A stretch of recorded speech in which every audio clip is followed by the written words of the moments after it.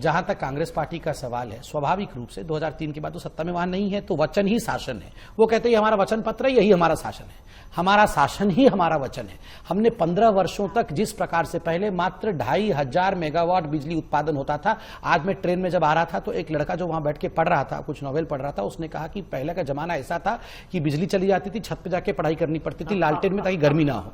आज 19,000 मेगावाट का बिजली उत्पादन होता है। आप कहेंगे तो मैं पूरा फेरिस्त गिना दूंगा। अभी जब हम ये डिबेट कर रहे हैं, स्मृति ईरानी जी जबलपुर में प्रेस कॉन्फ्रेंस कर रही है, नरेंद्र सिंह तोमर जी भोपाल में प्रेस कॉन्फ्रेंस कर रहे हैं, इंदौर में कैलाश विजयवर्गीय जी तब और अब के स्टेटिस्टिक्स के साथ प्रेस कॉन्फ्रेंस करके विकास की गाथा को वहां रख रहे हैं। मैं इतना बताना चाहूंगा कि विकास में जो हमारा काम रहा है मध्य प्रदेश में, वो जन आशीर्वाद के माध्यम से रिपोर्ट कार्ड लेके खुद शिवराज सिंह चौहान जी ने घर घर तक पहुंचाया। और आप पूछिए आलोक जी से, मैं खुद जन आशीर्वाद यात्रा में गया था, रात को 2 बजे हजारों लोग सड़क पे खड़े होकर उनका स्वागत करते थे। इस प्रकार का काम उन्होंने ठीक है। जूही यहाँ जूही जी बैठी हैं, एक महिला है, मेरी बड़ी दीदी है, मैं बताता हूँ।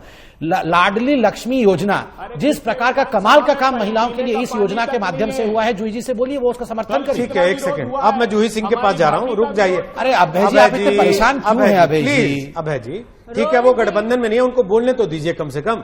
भविष्य के लिए तो इतना बना के रखिए कि गठबंधन में वापस आने को तैयार हो जाएं। ऐसा ना 19 में आप लोग अकेले खड़े रह जाएं। समझिए बात को। जूही जी मुझे केवल एक बात बता दीजिए, अगर सारा काम इतना है कि वो खुद बोलता है, तो फिर दूसरे के वीडियो निकाल के क्यों लीक करने पड़ते हैं कि ये देखो बंद कमरे में मुसलमानों को बता रहे हैं कि हम तो तुम्हारे साथ हैं और आ जाएंगे तो हिंदुओं को खा जाएंगे। रोहित जी इतनी बड़ी कर्म की गाथा अभी संबित भाई, छोटे भाई बता रहे हैं, तो इतना प्रेस कॉन्फ्रेंस करने की क्या जरूरत है? तो जनता को पता ही होना चाहिए था। आप ही का शासन सरकार है ना, आप एक स्टैटिस्टिक्स दे रहे हैं, बाकी स्टैटिस्टिक्स आपको कांग्रेस ने भी बताई, उस पर भी कुछ बता दीजिए। और कैंपेन थोड़ा कम करिए, सभी लोग कैंपेनिंग और चुनावी मूड में है, कुछ काम भी कर लीजिए। और हिंदू मुसलमान और गाय तो मत ही करिए यहाँ पर। सबको पता है कि आप टूटी लाने जा रहा हूँ, तब से तो आप हिंदू, आप सबके लिए लड़ाई करिए ना। दीदी मैं भैया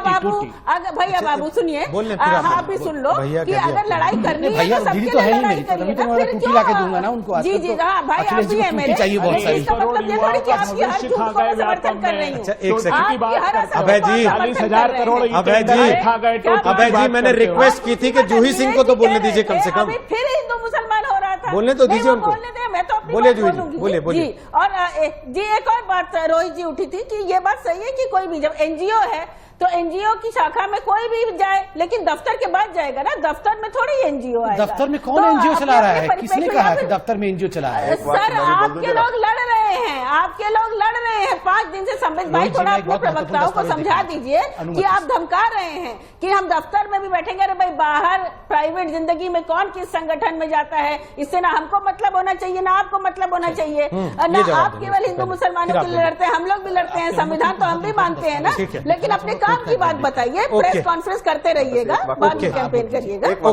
ओके, अब नीजेश अवस्थी जवाब दीजिए। आरएसएस के स्वयंसेवक हैं शिवराज सिंह चौहान, तो ये कहने का क्या मतलब है कि अगर हमारी सरकार आएगी तो दफ्तरों में भी शाखा लगाएंगे और हर सरकारी कर्मचारी को शाखा भिजवाएंगे? इसमें गलत क्या है? इसमें जबरदस्ती की क्या है? जबरदस्ती, उन्होंने कहा जबरदस्ती लगाएंगे, बातों से उनका उसमें बैन नहीं होगा, जो आना चाहेगा जहां आना सकता आ सकता है। और जूही जी एक छोटा सा वाक्य, रोहित मैं आपके सवाल का जवाब देता हूं। रूही जी जब काम होता है जमीन पे तो कह रहा थोड़ा पड़ता, काम बोलता है। आप गला फाड़ फाड़ के चिल्ला रहे थे काम बोलता है, तब क्यों चिल्ला रहे थे?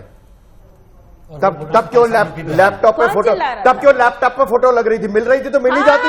नहीं, तब क्यों गला फाड़ फाड़ के चिल्ला रहे थे काम बोलता है? ये कहने की क्या जरूरत थी? काम तो बोल ही रहा था, फिर काम तो बोलता हुआ दिखाई भी दे गया। इसलिए ये इस तरीके के तर्क ना दिया कीजिए। अब असली बात पे आ जाता हूँ। अब जूही जी, रोहित जी असली बात ये संघ की बात पे जवाब। रोहित जी असली बात यह है कि संघ पर 1925 के पश्चात कई बार प्रतिबंध लग चुका है। ओके जूही जी बताइए, अगले चैनल तक यही बोलते रहे आप, अगले चैनल तक यही बोलते रहे, जवाब दीजिए। फिर संबित पात्रा बीजेपी 10 सेकंड में अपनी बात कर रहा हूं। हाँ, संघ पर कई बार प्रतिबंध लग चुका है, उसके बावजूद किसी पर संघ का कोई बिगाड़ नहीं सका। जिसने प्रतिबंध लगाया बिगड़ा उसका। संघ चाहे बाढ़ हो, भूकंप हो, तूफान हो, सुनामी हो, कहीं भी हो, बिना किसी धर्म और इसमें संप्रदाय के प्रतिबंध की भेदभाव बात के काम नहीं हो करता रही, आप है, बताइए सामाजिक ना। काम करता है, दफ्तर तमाम में क्यों लोग लगाएंगे? उससे जुड़े हुए हैं। ये सार्वजनिक रूप से है, किसी की हिम्मत नहीं, किसी में साहस नहीं कि उस पर बैन लगा सके।